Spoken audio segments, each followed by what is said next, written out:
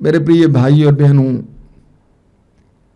प्रभु ईश्वर से हमें बहुत सारी आशीषें मिली हैं। हमें कई प्रकार का आशीर्वाद मिला है। किसी को अलग अलग प्रकार की प्रतिभाएं मिली हैं। किसी को शारीरिक सामर्थ्य मिला है, शक्ति मिली है, स्वास्थ्य मिला है। किसी को सौंदर्य मिला है, किसी को बुद्धि शक्ति मिली है, और इसके साथ साथ कई लोगों को धन भी मिला है, बहुत पैसा भी प्राप्त हुआ है। आज मैं इस बात पर मनन करना चाहता हूं कि हम इस धन का कैसे व्यय करते हैं, इस धन को कैसे हम इस्तेमाल करते हैं। कुछ लोग अपने घर को तोड़ ताड़ कर बड़ा बंगला बना देते हैं,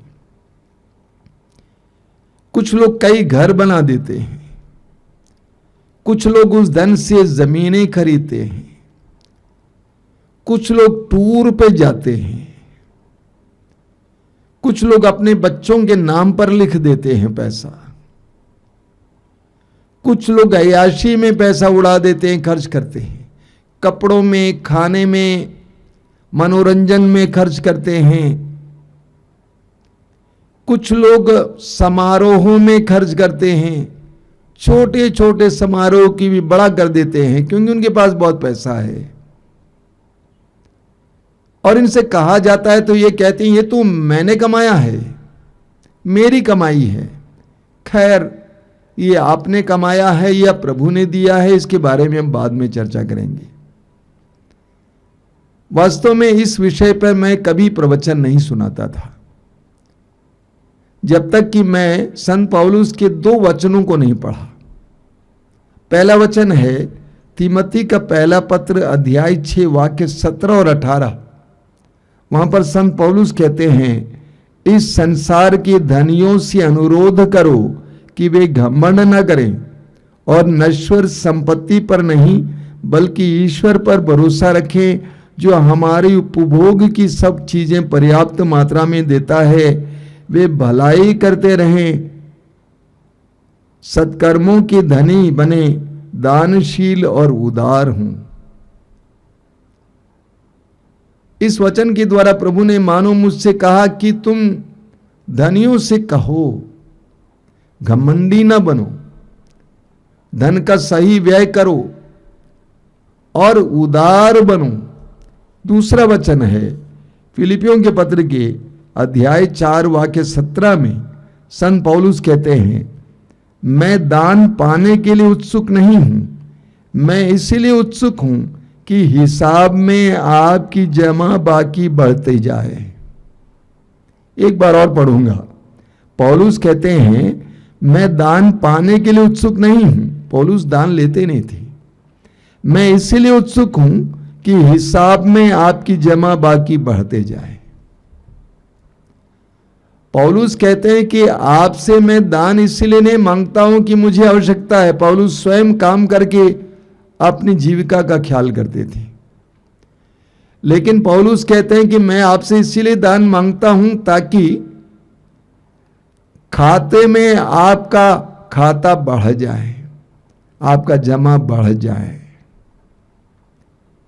हमें लूकस के सुसमाचार के अध्याय 12 में उसके वाक्य 16 से लेकर मूर्ख धनी का दृष्टांत पढ़ने को मिलता है। सुसमाचार में यह लिखा गया है मूर्ख धनी का दृष्टांत। उस जमाने में धनी का मतलब था जिसके पास बहुत जमीन हुआ करती थी, जिसकी जमीन में बहुत अच्छी फसल हुआ करती थी, जिसके पास बहुत ज्यादा जानवर थे, बहुत सारे दास दासियां थे। तो ऐसा ही एक धनी जिसके पास बहुत जमीन थी, और ईश्वर की दया से उस बार उसको जमीन से बहुत अच्छी फसल मिली। इतनी अच्छी फसल मिली कि वो सोचने लगा कि मेरे बखार में जमा करने के लिए स्थान नहीं है, मैं क्या करूंगा। इसीलिए उसने कहा कि मैं अपने भंडार को तोड़ूंगा और बड़ा सा भंडार बनाऊंगा और उसमें सारे अनाज को इकट्ठा करूंगा और कहूंगा तुम्हारे पास बहुत सालों के लिए है, अब ऐश करो, आराम करो। उस दृष्टांत में प्रभु कहते हैं कि उसी रात को ईश्वर उसके पास आता है और पूछता है, रे मूर्ख, यदि तुम्हारे प्राण तुमसे लिया जाए तो ये सारा धन किसका हो जाएगा? उस धनी को मूर्ख धनी क्यों कहा गया है? सबसे पहले उसने सोचा था कि यह मैंने उगाया है, फसल मैंने उगाया है। हालांकि अगर ईश्वर की कृपा नहीं होती तो अच्छी फसल नहीं मिलती, समय पर बारिश नहीं होती तो अच्छी फसल नहीं होती। लेकिन उसने सोचा कि ये मेरी कमाई है, मेरी बुद्धि शक्ति से, मेरे परिश्रम से मैंने पाया है। नंबर 2, उसने सोचा कि ये सारी फसल मेरे लिए है। उसको सोचना चाहिए था कि मेरे पास इतना ज्यादा अनाज हो गया है कि मेरे भंडार में जगह नहीं है, चलो मैं इसको वितरित कर देता हूं। जिनको इस बार अच्छी फसल नहीं, मैं उनको दे देता हूं। जो गरीब है मैं उन्हें बांट देता हूं, कम से कम वे मुझे दुआएं देंगे। उसने ये नहीं सोचा कि इतना प्रभु ने दिया है और प्रभु ने इसलिए दिया है ताकि मैं बांटूं, क्योंकि एक समय ऐसा भी आ सकता है जब मैं कमजोर हो जाऊं, दुर्बल हो जाऊं, तब उस समय लोग मेरी मदद के लिए आ जाएंगे।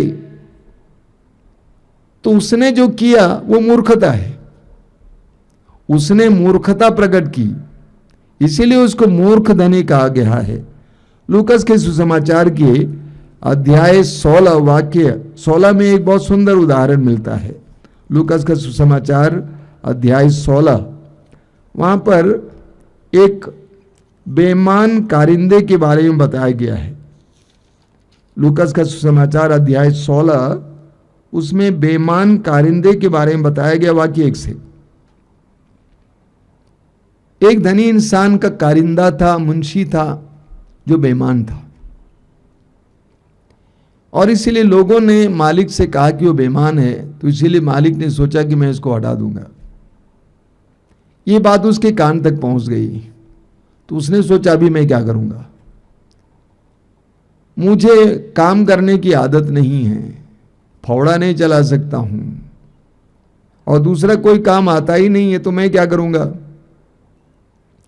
तो इसीलिए उसने सोचा कि मैं ऐसा करूंगा, मेरे मालिक के जितने ऋणी हैं, कर्जदार हैं, उनको बुलाऊंगा और उनके कर्ज को आधा कर दूंगा, ताकि जब मालिक के द्वारा बाहर किया जाऊंगा तो वे सभी मेरा स्वागत करेंगे और इस तरह मेरी जिंदगी अच्छी तरह चलेगी।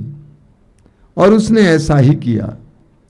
वाक्य 8 में हम पढ़ते हैं, प्रभु ने कहा, स्वामी ने बेईमान कारिंदा को इसीलिए सराहा कि उसने चतुराई से काम किया, क्योंकि इस संसार की संतान आपसी लेन देन में ज्योति की संतान से अधिक चतुर है। प्रभु यीशु कहते हैं कि मालिक ने उस बेईमान कारिंदे के उस कार्य के लिए उसको सराहा, प्रशंसा की। कई लोग मुझे फोन करके पूछते थे कि स्वामी जी ऐसा क्यों है, उसकी बेईमानी को प्रभु ने क्यों सराहा। इसका अर्थ हमें अगले वचन में मिलता है। अगला वचन वाक्य 9 में लिखा हुआ है, और मैं तुम लोगों से कहता हूं, झूठे धन से अपने लिए मित्र बना लो, जिससे उसके समाप्त हो जाने पर वे परलोक में तुम्हारा स्वागत करें। यह इसका अर्थ है। इस बेईमान कारिंदे के बेईमानी के लिए मालिक ने उसको प्रशंसा की। उसका अर्थ यह है, प्रभु कहते हैं जिस तरह उस बेईमान कारिंदे ने समय रहते वहां उसके मालिक के घर से बाहर निकलने पर कैसे मित्र मिलेंगे उसके लिए कार्य किया, उसी तरह इस संसार में रहते हुए तुम्हारे पास जितनी भी आशीषें प्रभु से प्राप्त हुई हैं, चाहे वो धन हो या कोई भी चीज हो, उसको इस प्रकार इस्तेमाल करो कि परलोक में तुम्हारा स्वागत हो। यानी यदि आपके पास अच्छे गुण हैं, प्रतिभाएं हैं, वे इस तरह इस्तेमाल करें कि वह परलोक के लायक आपको बनाएं। आपके पास धन संपत्ति है, उसका इस प्रकार इस्तेमाल करें कि आप उस धन संपत्ति के द्वारा परलोक के लायक बने। 4-5 साल पहले आश्रम में एक युवती आई थी। वह IRS थी और सेल्स टैक्स डेप्यूटी कमिश्नर थी एक जिले की। जवान थी और उन्होंने मुझसे कहा कि जब मैं पढ़ रही थी उस समय मैंने सोचा था कि मैं कमिश्नर बनूंगी, उसके बाद धन कमाऊंगी, अपनी जिंदगी को अच्छा बनाऊंगी। लेकिन मेरा एक सीनियर था, वो पास हो चुका था। उसने मुझसे कहा कि देखो, इन संसार के लिए तुम कमा रही हो, लेकिन परलोक के लिए भी कुछ कमाया करो। इस बात ने उस युवती को स्पर्श की और वो युवती गरीब लड़कियों की मदद करने लगी। गरीब लड़कियों की मदद करने लगी। स्कूल में बच्चों को पढ़ाने के लिए पैसा देने लगी। उसको लगा कि मुझे जो पैसा मिल रहा है, जो धन मिल रहा है, उसको मैं इस तरह व्यय करूंगी कि मैं परलोक के लायक बन जाऊंगी। बाइबल हमें सिखाती है कि हमारे पास जो कुछ है उसका दशमांश ईश्वर का है। पहले कोरिन्थी अध्याय 4 वाक्य 7 में संत पौलुस कहते हैं, आपके पास क्या है जो आपको दिया नहीं गया है। एक जबरदस्त बात है। आपके पास क्या है जो आपको दिया नहीं गया है। आपके पास जो कुछ है वो आपको दिया गया है। ये आपकी आंखें, ये कान, ये जुबान, ये हाथ, ये पैर, ये बुद्धि शक्ति, ये परिश्रम करने की शक्ति, ये सब आपको दिया गया है। इसीलिए ईश्वर को आपकी सारी उपलब्धियों पर अधिकार है।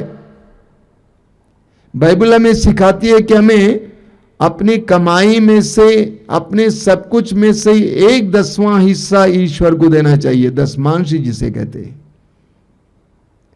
अपनी कमाई में से, अपने समय में से, सब कुछ में से 1/10वां हिस्सा ईश्वर को देना चाहिए। सूक्ति ग्रंथ के अध्याय 3 वाक्य 9 में हम पढ़ते हैं, अपनी संपत्ति से प्रभु का सम्मान करो, उसे अपनी उपज का दशमांश चढ़ाओ। वचन कहता है अपनी संपत्ति से प्रभु का सम्मान करो, उसे अपनी उपज का दशमांश चढ़ाओ। और लोग ऐसा किया करते थे, यहूदी लोग ऐसा किया करते थे और आज भी बहुत सारे विश्वासी लोग ऐसा किया करते हैं। अपनी संपत्ति का 1/10वां हिस्सा प्रभु को देते हैं। मैं बहुत सारे लोगों को जानता हूं जो दशमांश देते हैं।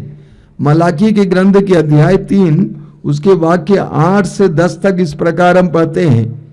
प्रभु कहते हैं, क्या मनुष्य ईश्वर को ठग सकता है? फिर भी तुम मुझको ठग रहे हो। तुम फिर पूछोगे हम किस प्रकार तुझे ठग रहे हैं? तुम दशमांश और भेंटों में मुझे ठग रहे हो।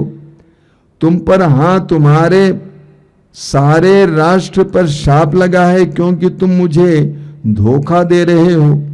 तुम पूरा दशमांश और मेरे और भेंटें भंडार के पास लाओ, जिससे मेरे घर में भोजन रहे। विश्वमंडल का प्रभु ये कहता है, इसमें तुम मुझे परख लो। मैं अपने बादलों को आज्ञा दूंगा, मैं अपने बादलों को आज्ञा दूंगा और तुम पर भरपूर वर्षा की आशीष प्रदान करूंगा। प्रभु कहते हैं कि तुम मुझे ठग रहे हो, तुम मुझे दशमांश नहीं देते हो। प्रभु हमसे ज्यादा नहीं मांगते हैं, प्रभु हमसे सिर्फ दशमांश 1/10वां हिस्सा मांगते हैं। और प्रभु कहते हैं इस बात में तुम मुझे परख कर देखो। एक भाई मेरे पास कई साल पहले आए और कहा कि देखिए, मैं विदेश में काम करता हूं, पैसा तो मिलता है लेकिन पैसा बचता नहीं है। मैंने सीधे उनसे पूछा कि आप दशमांश देते हैं? वे क्रिश्चियन थे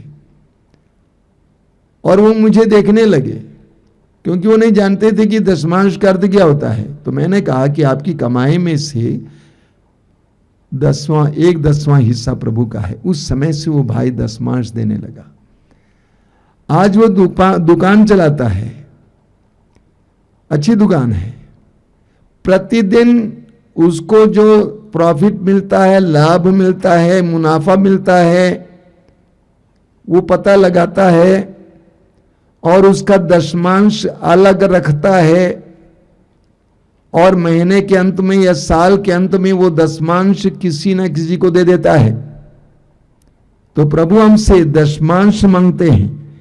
प्रवक्ता ग्रंथ के अध्याय 35 में हम पढ़ते हैं, प्रवक्ता ग्रंथ अध्याय 35 उसके वाक्य 11 और 13 में, प्रवक्ता अध्याय 35 वाक्य 11 और 13 में, प्रसन्न मुख होकर दान चाहा करो और खुशी से दशमांश दो।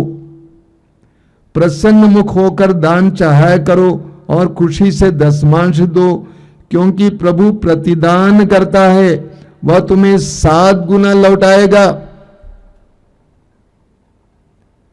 वह तुम्हें 7 गुना लौटाएगा। कुरिन्थियों के दूसरे पत्र के अध्याय 9 वाक्य 7 में हम पढ़ते हैं, जो प्रसन्नता से प्रभु को देता है, प्रभु उस पर खुश होता है। तो हमारे जो आय है, हमको जो कुछ मिलता है उसमें से 1/10वां हिस्सा प्रभु का है। अब आप पूछेंगे मुझसे किसको दिया जाए? आप जिसको चाहे दें। जहां पे प्रभु का कार्य होता है वहां पे दे दें, या कोई गरीब है जिनको आप चाहते हैं कि मदद करें उनको दे दें, प्रभु के नाम पे दे दें, क्योंकि वो 1/10वां हिस्सा प्रभु का है।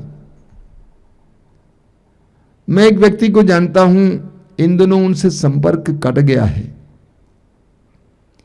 कई वर्ष पहले वो बनारस रहा करते थे, अच्छे पद पे थे, अच्छी कमाई थी। हमारे आश्रम में हर दूसरे महीने के दूसरे शनिवार को सत्संग होता है और सत्संग के दौरान हम प्रसाद वितरित करते हैं, बन वितरित करते हैं। उसमें काफी खर्च होता है। जब वो भाई यहाँ पे थे, हर महीना प्रसाद वितरण का पैसा वो दिया करते थे, जबकि वो मुझसे मिलने नहीं आया करते थे। वो किसी के हाथ में देते थे और वितरण होता था, वो आते थे चले जाते थे। एक बार उनको मैंने एक छोटा सा पत्र लिखा, कई वर्ष पहले की बात है। पत्र लिखा कि आप आश्रम की मदद करते हैं, इस प्रकार मैं आपको धन्यवाद देना चाहता हूं। जवाब में उन्होंने पत्र लिखा, उन्होंने कहा कि आप मुझे धन्यवाद मत दीजिए। हर महीने जब मेरे घर पे परिवार में आय होती है, आती है, तो सबसे पहले मैं प्रभु का हिस्सा अलग करता हूं। 1/10वां हिस्सा मैं प्रभु का अलग करता हूं और उसमें से कुछ आपको देता हूं और कुछ और किसी को भी दे देता हूं। उन्होंने कहा कि वो पैसा प्रभु का है, वो धन प्रभु का है, क्योंकि प्रभु ने मुझे दिया है। लूकास के सुसमाचार के अध्याय 16 में उसके वाक्य 19 से प्रभु यीशु एक बहुत सुंदर दृष्टांत सुनाते हैं। एक धनी व्यक्ति और एक गरीब व्यक्ति जिसका नाम है लाजरुस, उसका दृष्टांत। एक बहुत बड़ा धनी व्यक्ति था और अपने मित्रों के साथ वो दावत उड़ाया करता था, और उसके गेट के बाहर, द्वार के बाहर एक गरीब इंसान पड़ा हुआ था जिसका नाम था लाजरुस, जिसका पूरा शरीर चोटों से भरा हुआ था। कुत्ते उसे चाटा करते थे। वो गरीब वहीं पे पड़ा हुआ था। बड़े बड़े मेहमान लोग आते जाते थे, वो देखा करता था। वो सोचता था कि काश जो दावत होते हैं उस दावत का कम से कम जूठा मुझे मिल जाता, चूरन मुझे मिल जाता तो मैं खा पाता। और इसी उद्देश्य के साथ वो वहां पर पड़ा हुआ था। लेकिन उस धनी इंसान ने उसका ख्याल नहीं किया।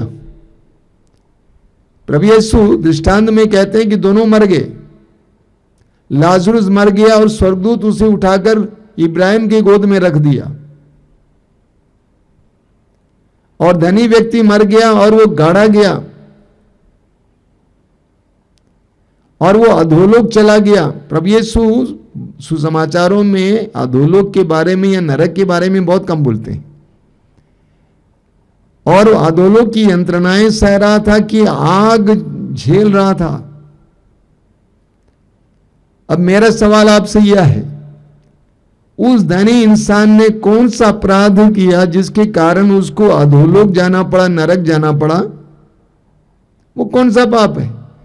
क्या उसने उस गरीब का पैसा छीन लिया था, धन छीन लिया था, प्रॉपर्टी छीन ली थी, उसकी पत्नी को छीन लिया था, उसको मारा पीटा था? बिल्कुल नहीं। उस धनी इंसान का पाप क्या था? निर्दयता, सहानुभूति की कमी, संवेदनशीलता की कमी। आधुनिक इंसान का सबसे बड़ा पाप यह है। आधुनिक इंसान गिरजाघर जाता है, मंदिर जाता है, कहां कहां नहीं जाता है, दान देता है, सोचता है कि मैं धर्मी हूं, लेकिन निर्दयी, सहानुभूति की कमी, सहनशीलता की कमी और संवेदनशीलता की कमी। और कभी कभी ऐसा भी होता है कि लोग कहते हैं कि ये लोग इसीलिए झेल रहे हैं क्योंकि इसने पाप किया है। अभी मुझे याद है, एक बार जब मैं ट्रेन में सफर कर रहा था, एक बहुत गरीब औरत आई थी भीख मांग के, बहुत ही लाचार थी, और उसकी लाचारी को देखकर मैंने कुछ दिया। मेरे बगल में बैठे लोगों ने कहा कि आपने ऐसा क्यों किया? ये सब धंधा है, ये लोग बहुत ज्यादा कमाते हैं। वो तो चली गई। काफी देर के बाद मैं उस भाई से पूछा कि आप क्या करते हैं? कहा कि मैं बिजनेस कर रहा हूं। तो मैंने पूछा, आप वो धंधा क्यों नहीं करते? आपने कहा कि वो बहुत कमाती है, वो धंधा क्यों नहीं करते? खैर, मेरी पक्की दाढ़ी के कारण और मेरी दृढ़ दृष्टि के कारण वो बवाल नहीं किया, अन्यथा बवाल करता। तो मनुष्य आज इनसेंसिटिव यानी संवेदनहीन हो गया है। अपने घर के बगल में लोग रह रहे हैं, कैसे रह रहे हैं, सोचते नहीं हैं। शहर में गाड़ी में जा रहा है, दुर्घटना हुई, कोई मुसीबत में है, यहां तक कि उसका बच्चा भी शीशा खोल कर देखता है, कहता है पापा देखो ना, इतना खून, चोट लग गई उनको।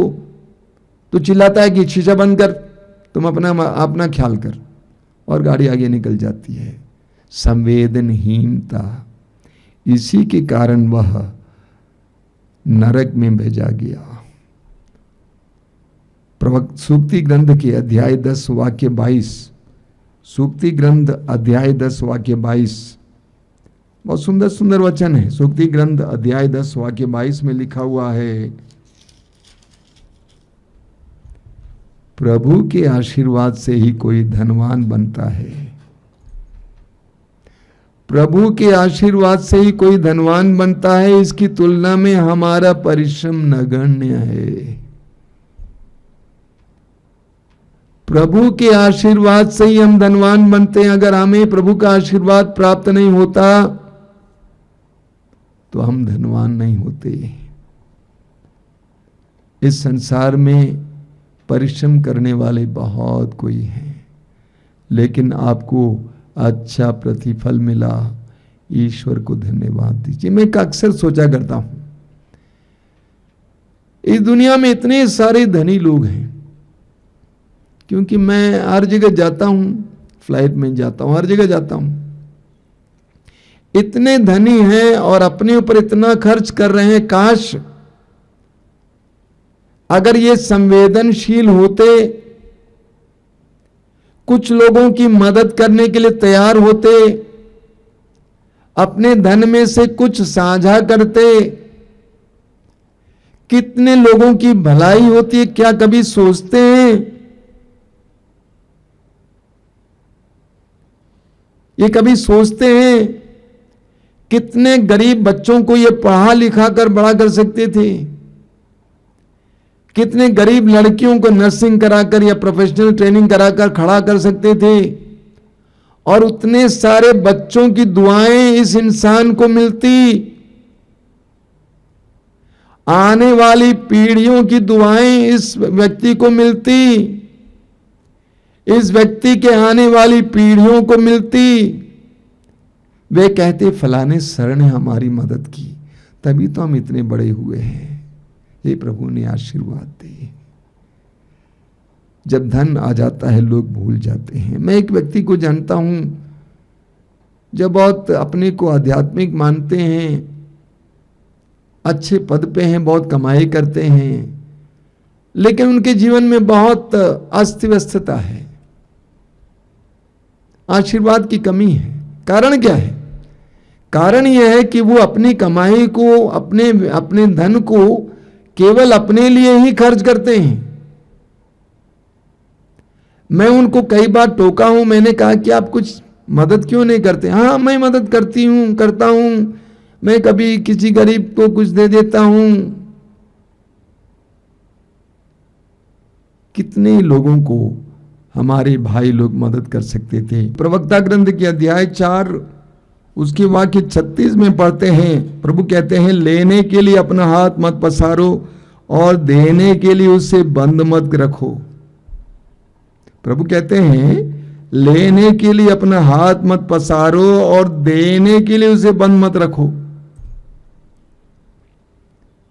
हम कैसे प्रभु के सामने रो रो कर प्रार्थना करते हैं, ये प्रभु हमारी मदद कीजिए, कृपा कीजिए, हमें नौकरी दिलाइए, हमें कोई धंधा दीजिए। और प्रभु हमारी प्रार्थना को सुनते हैं, एक के बदले 2 नौकरी दे देते हैं, एक बिजनेस के बदले 2 बिजनेस दे देते हैं। लेकिन उसके बाद क्या हो जाता है? उसके बाद हमारा हाथ बंद हो जाता है, देने के लिए तत्पर नहीं होते हैं। बड़ी अजीब परिस्थिति है। मैंने देखा कई लोगों के जीवन में कितना रो रो कर प्रार्थना करते थे और प्रभु ने दिया, और देने के बाद वे सोचते हैं कि मेरा परिश्रम का ये फल है, और उसके हाथ बंद हो जाते हैं। हम प्रवक्ता ग्रंथ के अध्याय 19 वाक्य 17 में पढ़ते हैं, बहुत जबरदस्त वचन है। 19:17 में लिखा हुआ है, जो दरिद्रों पर दया करता है वो प्रभु को उधार देता है, जो दरिद्रों पर दया करता है वो प्रभु को उधार देता है, प्रभु उसे उसके उपकार का बदला चुकाएगा। सुनिए कितना जबरदस्त वचन है। जो दरिद्रों पर दया करता है वो प्रभु को उधार देता है, और प्रभु क्या करेंगे? प्रभु पुरस्कार देगा, प्रभु उससे उसके उपकार का बदला चुकाएगा। हम जब गरीबों की मदद करते हैं, वचन कहता है कि हम प्रभु को उधार दे रहे हैं, और प्रभु समय आने पर उसको चुकाएगा। मैं कुछ लोगों से बोला करता था, लोगों को बताइए, जब आप एक बहुत बड़ा बंगला बना रहे हैं, घर बना रहे हैं, साथ ही साथ कुछ गरीबों के लिए 4-5 छोटे छोटे घर बनवा दीजिए। आप अपने लिए और अपने बच्चों के लिए बहुत बड़ा बंगला बना रहे हैं, अच्छी बात है, लेकिन साथ ही साथ कम से कम 4-5 छोटे छोटे घर कुछ गरीबों के लिए बना दीजिए। जानते हैं उन घरों में रहने वाले हमेशा आपको याद करेंगे, आपके लिए दुआएं देंगे, वे अपने बच्चों को भी बताएंगे, देखो उनके कारण हमें ये घर मिला है। उनकी दुआएं आपके साथ और आपके आने वाली पीढ़ियों के साथ रहेंगी। प्रवक्ता ग्रंथ के अध्याय 35 वाक्य 4 में प्रभु का वचन कहता है, परोपकार अन्न बलि के बराबर है। वचन कहता है कि परोपकार अन्न बलि के बराबर है, परोपकार करना बलिदान के बराबर है। लूकास के सुसमाचार के अध्याय 6 वाक्य 38 में प्रभु यीशु कहते हैं, जिस नाप से तुम नापोगे उसी नाप से तुम्हारे लिए नापा जाएगा। अगर तुम दूसरों के प्रति उदार बनोगे, ईश्वर तुम्हारे प्रति भी उदार बना रहेगा। मैं इस बात पर बहुत विश्वास करता हूं। मैंने देखा कि एक हाथ से मैं देता हूं तो दूसरे हाथ में प्रभु रखते हैं। प्रभु कहते हैं, जिस नाप से तुम नापोगे उसी नाप से तुम्हारे लिए नापा जाएगा। प्रवक्ता ग्रंथ अध्याय 16 वाक्य 15, वहां पे लिखा हुआ है, जो भलाई करता है उसे पुरस्कार मिलेगा। जो भलाई करता है उसे पुरस्कार मिलेगा और सबको अपने कर्मों का फल दिया जाएगा। जो भलाई करता है उसका पुरस्कार उसको प्राप्त होगा और सबको उसके कर्म का फल मिलेगा। आप जानिएगा, सूक्ति ग्रंथ के अध्याय 15 उसके वाक्य 3 में लिखा हुआ है, प्रभु की आंखें सब कुछ देखती हैं। प्रभु की आंखें सब कुछ देखती हैं, वो भले बुरे दोनों पर दृष्टि दौड़ाता है।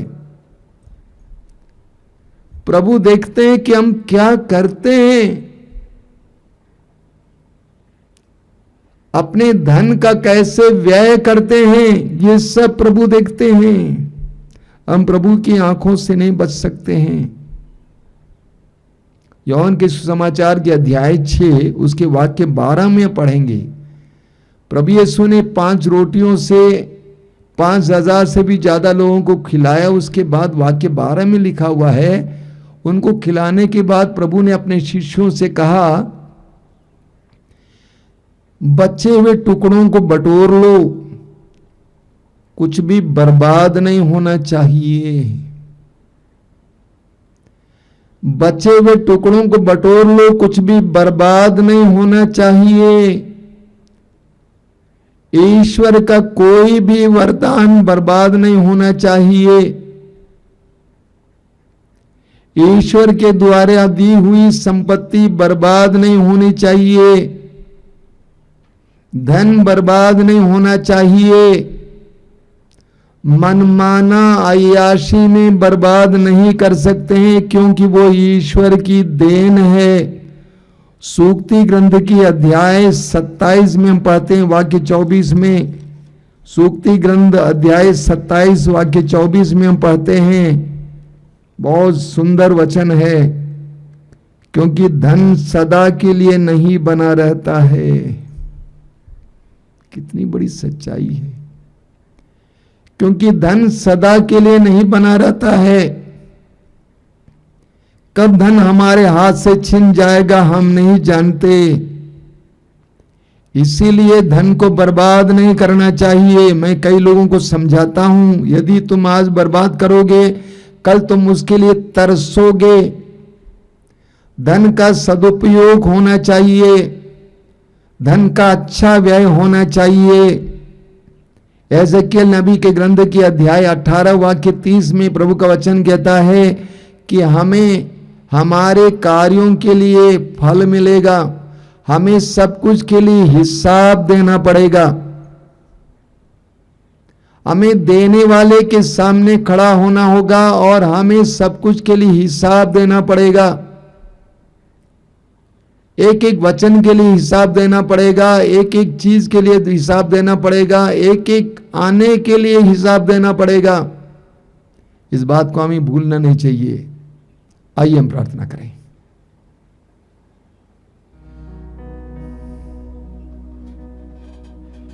दयालु पिता, हम तुझे धन्यवाद देते हैं तेरी आशीषों के लिए, एक एक आशीष के लिए धन्यवाद देते हैं। अलग अलग प्रकार की आशीषों के लिए धन्यवाद देते हैं। देने वाला तू है, सब कुछ का स्रोत तू है। हे पिता, हमें इस बात का एहसास करा दे कि हमें तेरे सिंहासन के सामने खड़ा होना होगा, सब कुछ के लिए हिसाब देना होगा। तेरे पवित्र वचनों के द्वारा तूने हमें समझाया है कि तूने हमें जो धन दिया है उसका सदुपयोग होना चाहिए, उसके द्वारा हमें ईश्वर के राज्य के लिए, तेरे राज्य के लिए अपने आप को तैयार करना है। हमें सद्बुद्धि दीजिए, हमें प्रज्ञा दीजिए, ज्ञान दीजिए।